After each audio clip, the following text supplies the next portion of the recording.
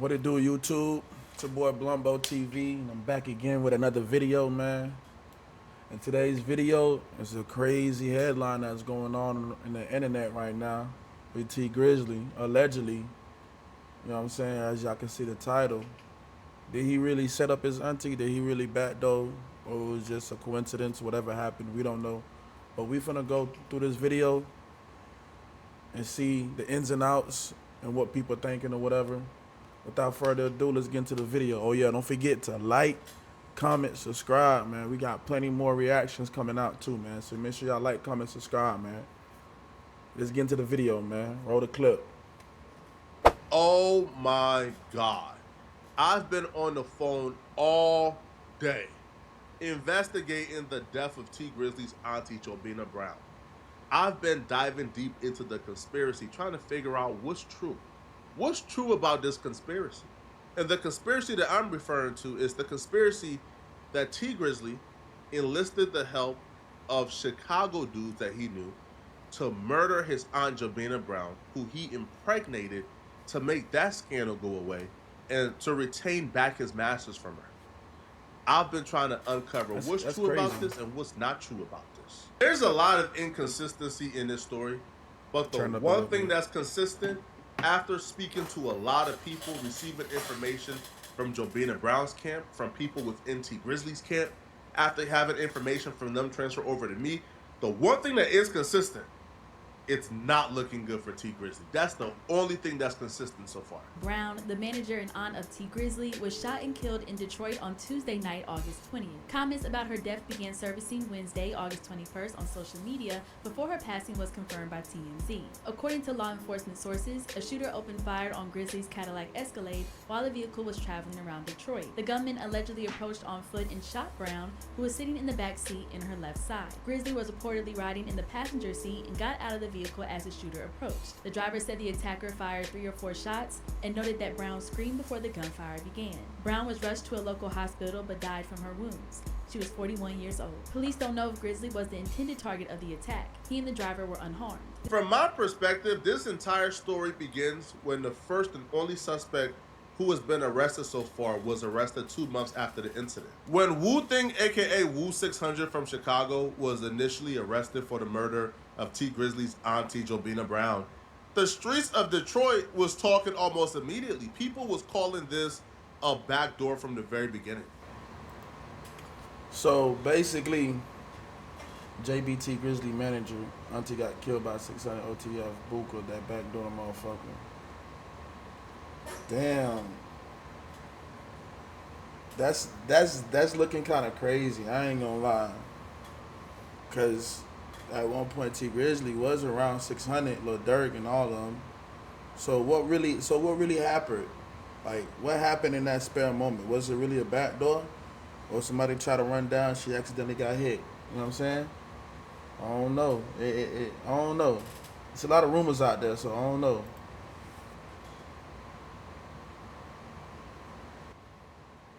Everybody on the east side know that, nigga. Them been facts.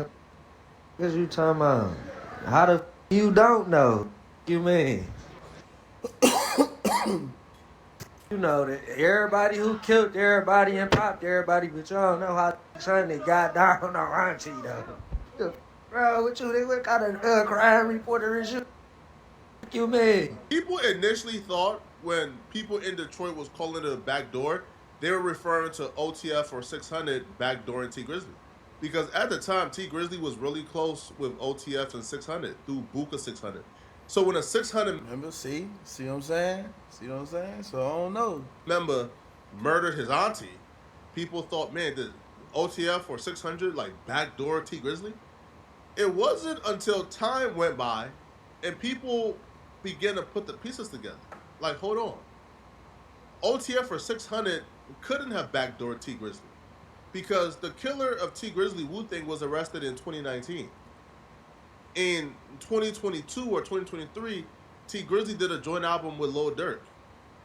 In 2024, T Grizzly made Buka 600 right-hand mans with the killer Wu Thing his groomsmen for his wedding. So T Grizzly was becoming closer, like probably closer than ever, with the alleged parties that murdered his auntie. So it couldn't have been a backdoor, because if it was a backdoor, if he felt like his life was in danger, because T Grizzly did multiple interviews saying that they were coming after him, that the shooters opened up the car door looking for him. So if the parties who murdered your auntie was actually looking for you, then you wouldn't be like friendlier with them. You wouldn't be closer with them. You wouldn't make Buka 600 your groomsman. You wouldn't, right, like do a song with Lil Durk or a joint album with Lil Durk. And the only Lil Durk ties here is Buka 600 is signed to OTF. But Lil Durk has nothing to do with this whatsoever. So that's when the theories of, okay, maybe T Grizzly backdoored his auntie. Maybe T Grizzly set his auntie up to be killed.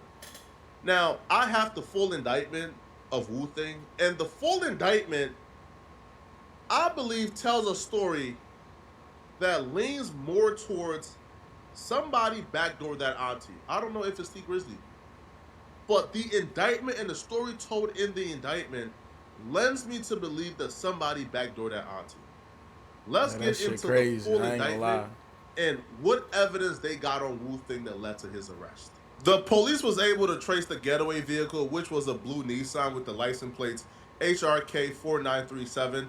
They traveled to Michigan the day before, and then 2 hours after the homicide, they traveled to Chicago. The vehicle was a rental car, so when they didn't return the vehicle after the homicide, Hertz Rental reported the vehicle stolen. Even though the vehicle was reported stolen, even though the vehicle was involved in a homicide 2 months prior, Wu-Thing was still driving around Chicago in that vehicle, knowing how hot it was. Well, he was parked in an alleyway one night, October 19th, 2019. He was parked in the alleyway. The police pulled up because they ran the tags and they seen the vehicle was reported stolen. They attempted to initiate a stop. He ran away. He was eventually caught. He was ultimately arrested and charged for being in possession of a stolen vehicle. But get this, and this is where you really start to look at these dudes like, yeah, y'all are just professional doofuses. So on top of being caught in a stolen vehicle that was used in a homicide 2 months prior, he was also caught with a firearm. And after ballistics was done on the firearm that he was arrested with, ballistics shows that not only was the vehicle connected to the homicide, not only was the vehicle identified as being the getaway vehicle of the homicide of Jobina Brown, but he was also found in possession of the firearm that was also used in the murder of Jobina Brown. Ballistics shows that this was the firearm that killed Jobina Brown. This is... So hold on. So this man really still ran around in the rental after it was reported stolen. Y'all did what y'all did. Still ran around with the gun, chilling like nothing happened. Cops pull up, run the plate, see that it's stolen, and you got the murder weapon on you. Y'all make it so easy, bro. I ain't gonna lie. Y'all make it so easy. At that point, you should have just walked up to the police station. Fuck that. Drove up to the police station with the car and the gun at that point. If you was gonna get caught like that, no cap. This is where we introduce new information that I didn't include in my last video. And this is the part of the video where we start looking at T Grizzly a little crazy. We start looking at T Grizzly with a side eye here. You see, T Grizzly told a story of what happened the night of the murder. T Grizzly stated that he was with his auntie / manager, Jobina Brown. They made a last minute stop at one of his other auntie's crib for him to check on some business. Jobina Brown decided to stay in the car and wait outside because she didn't like germs. He was only gonna go inside and come back out right away. It was a last minute pit stop, right? Let's hear T Grizzly tell the story, and we're about to find out why this new information that we received kind of blow up that version of the story. It kind of, not only would I say debunks it, but kind of makes us start thinking that maybe T Grizzly is telling some fibs here. So the night everything happened, man, can you kind of go over that night with us? I know y'all was at the studio. I seen you on your Instagram. Yeah, so we was at the studio with Guapo and Jay Swan or whatever. And I'm going over my cousin's house, my older cousin. Mm-hmm. he was real close with my pops. It's like my pops' brother. Mm-hmm. And I always try to, you know what I'm saying, show him some love because that's another wound we really ain't healed from. Okay. You know what I'm saying? So I went over there and I was telling her, like, come in the house. And she like, no, I don't want to go in. I'm begging her to come in the house. Mm-hmm. You know what I'm saying? Like, certain areas, you just can't, you just got to move right. Right. You know what I'm saying? It ain't about where you at. I could go anywhere I want to. Right. But I got to move right. Right. You know what I'm saying? So if I'm moving right, can't nothing happen to me. So I'm telling her to come in the house. She like, no. Because JB was kind of like funny acting about dirty houses. Okay. And stuff like that. The house wasn't even dirty, but to her, she just a clean, real clean person. Okay. It's like, no, I don't want to go in them people's house. I don't want to sit on their furniture and all that stuff. I'm like, all right, I'll be right back. So I'm knocking on the door. My people's taking so long to come to the door. You know what I'm saying? Mm-hmm. And they finally come to the door. As soon as I see her, as soon as I see my auntie, Mm-hmm. she about to open the door. I hear a whole bunch of shots going on. You know what I'm saying? Behind Me, I hear a whole bunch of shots going on. So I get down because I'm thinking they about to come to the side and start, you know what I'm saying, shooting at me, and I ain't got nothing on me at the time. Mm-hmm. My cousin ran out with a gun. I'm like, perfect. So we ran out on the street. When we ran out, my driver was gone with no cars out there. I'm like, She was in the. So what was the vehicle? She was in the car. Like yeah, she was in the car. She was in the car. Okay. She was in the car on the street. So my cousin ran out with the gun or whatever, and we ran out in the front to see what's going on and to, if somebody up on us, we gonna get them off us. Basically what happened, they walked up to my door and opened my door. You know what I'm saying? Some niggas opened my door, trying to get at me. Ended up hitting her up. Where'd they hit her on the... What y'all think about that? I think somebody probably got the low on Jit. You feel me? From far as what he said, it sounded like somebody got the low on him. And they knew he was in that area. They made that phone call and made it happen how it happened. But it ain't happen how they wanted it to happen. Because if they coming straight to your door, that shit sound like they seen you get out the car. They seen you get out the car. Or somebody from, I don't know, probably somebody from the inside telling them, I don't know. But this, I don't know, that shit sounds crazy though. I don't think bro had nothing to do with that though. They hit her like on her side and in her arm. I don't think he had nothing to do with that. She get hit in her head or her face and then just all on her side. You feel me? I feel like they on the reached side where her heart at. Oh yeah. Yeah, on the side like where her heart at too. So that's T. Grizley said the killers were looking for him because he exited out of the vehicle from a specific side of the car. When he exited out of the vehicle, he went to the side porch to get let in. The killers couldn't see he was at the side porch, but they knew what side of the vehicle he was in. So when the killers seen the vehicle was parked, they went to the vehicle and opened up the side of the vehicle. There had that been some T. Grizley probably was some inside sitting in before shit. he exited out. They opened it up and began to shoot at the auntie because they thought the auntie was him because they thought he was sitting there. Yeah. Again, if the killers couldn't see T. Grizley because he was at the side porch, that would mean they didn't see T. Grizley get out the vehicle because they would have just followed him. Facts. Then that would mean the only reason why they would know that T. Grizley was sitting on that specific side was because they seen T. Grizley get in the vehicle they seen him on get that in. particular side and they followed him to the location. That's a fact. Here's why that don't make sense, and here's why the facts of the case actually debunks everything T. Grizley just said and sort of opens this case up where anybody can be a suspect, and dare I say T. Grizley could be a suspect. Wu Thing kept his phone on the entire time he committed this homicide. Damn. I don't know what I would expect from someone who was still in possession of the getaway vehicle and the murder weapon, but he kept his phone on the entire time, and they were able to trace him coming into Michigan and leaving Michigan after the homicide. But they were also able to pin him at the crime scene. And this is why T. Grizley's story don't make sense at all. The cell phone towers pinged Wu Thing's cell phone at the murder scene for more than an hour and 56 minutes. So it started pinging around 7 p.m. and continued pinging until 8:56 p.m., which is minutes before the shooting occurred. That means that Wu Thing was at the murder scene for an hour and 56 minutes. He was at the murder scene for an hour and 50 minutes before T. Grizley and them got there.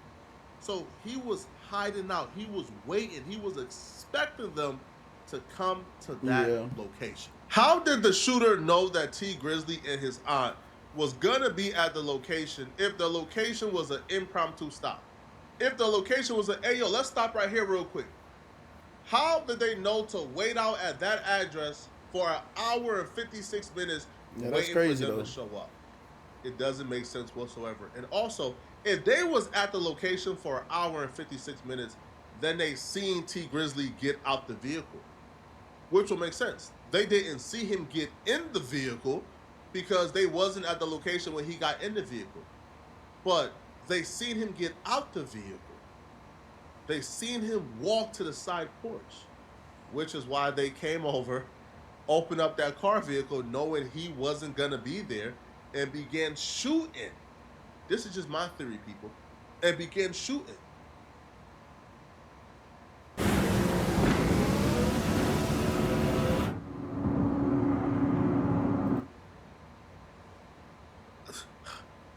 This is the only story that makes sense, people. The only story.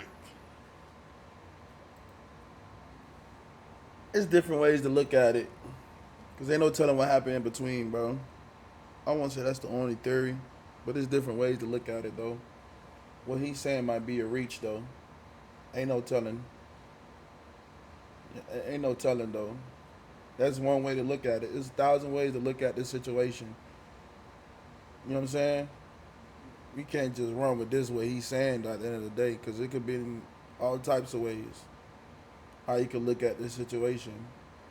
How this shit really went down. I ain't gonna lie. I'm not saying T Grizzly is responsible for backdooring his auntie.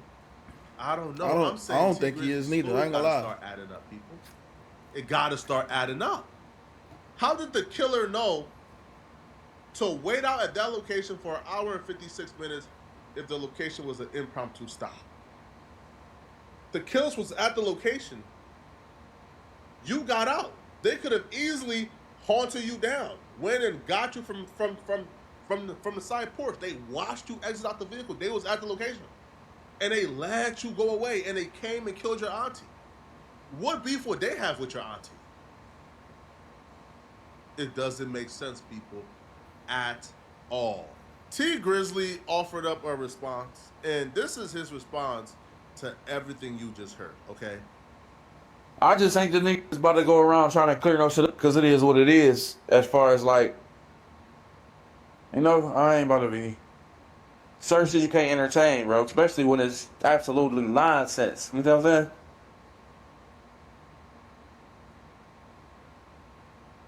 But you do got a lot of motherfuckers that go to the internet and think that everything they see on that bitch is facts. It's not a place for facts.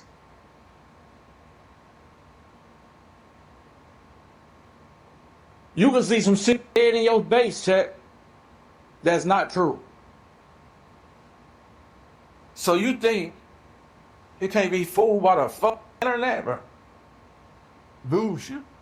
So what will the motive be for T? I ain't gonna lie. He said some shit, though, because you can see some shit on the internet right now. Even with this AI shit. Like, you can see something right now, and you think you seen it. Like, bro, I seen it, bro. Like, I seen it.